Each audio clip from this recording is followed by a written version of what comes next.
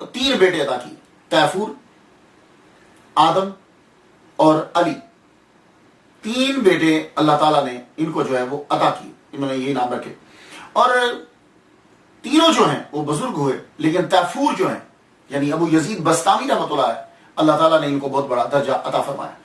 اب مسئلہ دوسرا یہ ہوتا ہے، ہم یہ جاننا چاہتے ہیں کہ یہ پیدا کب ہوئے۔ ویسے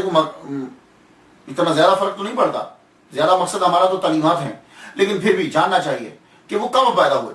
تو اکثریت نے یہ تحریر کیا، اب معلوم میں نے کیسے ان کی جو ہے وہ برتھ ڈے کیسے ڈیٹ جو ہے وہ معلوم کی۔ اکثریت نے یہ لکھا ہے کہ آپ کا وصال مبارک جو ہے وہ 261 ہجری میں ہوا ہے، اور آپ نے 133 سال کی عمر پائی ہے، 133 years old when he left this world، تو 133 سال کی، تو اس حساب سے آپ کی ولادت ہوئی 128 ہجری، اور بعض نے آپ کا وصال جو ہے وہ لکھا ہے 234 ہجری، اس حساب سے آپ کی ولادت جو ہے وہ 101 ہجری جو ہے وہ بڑی۔ ایک اور بات عرض کرتا جاؤں حضرت ابو یزید بسطامی رحمۃ اللہ علیہ کے بارے میں، کہ اکثر لوگوں نے جو ہے وہ اپنی کتابوں کے اندر پڑھنا تو پڑتا ہے، ظاہر ہے اسٹڈی تو کرنا پڑتی ہے، انہوں نے اپنی کتابوں میں لکھا کہ حضرت با یزید بسطامی رحمۃ اللہ علیہ نے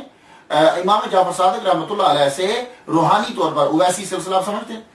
ویسے انہوں نے فیض حاصل کیا ہے، بظاہر سامنے بیٹھ کر ان کے پاس جا کر علم حاصل نہیں کیا، کیونکہ حضرت امام جعفر صادق رحمۃ اللہ علیہ جو ہے رضی اللہ تعالیٰ عنہ، وہ چلے گئے تھے دنیا سے، یہ بعد میں پیدا ہوئے۔ لیکن میں گزارش کرنا چاہوں گا، میں نے جب سن گنے ہیں، دیکھا کہ کس سن میں یہ پیدا ہوئے اور کس سن میں وہ، تو اس حساب سے میری تحقیق یہ ہے کہ روحانی ویسی سلسلہ نہیں ہے، یہ حقیقی طور پر، ظاہری طور پر حضرت ابو یزید بسطامی رحمۃ اللہ علیہ نے امام جعفر صادق رضی اللہ تعالیٰ عنہ کی زیارت کی ہے۔ اب وہ کیسے؟ کیونکہ امام جعفر صادق رضی اللہ تعالیٰ عنہ کا وصال جو ہے وہ 148 ہجری میں ہوا ہے، یہ تو کنفرم ہے نا، 148 148 ہجری میں ہوا ہے، اور حضرت ابو یزید بسطامی رحمۃ اللہ کی پیدائش کب ہوئی ہے؟ 128 ہجری میں۔ تو جب امام جعفر صادق رضی اللہ تعالیٰ عنہ دنیا سے رخصت ہوئے تو اس وقت حضرت ابو یزید بسطامی رحمۃ اللہ کی عمر 20 سال تھی،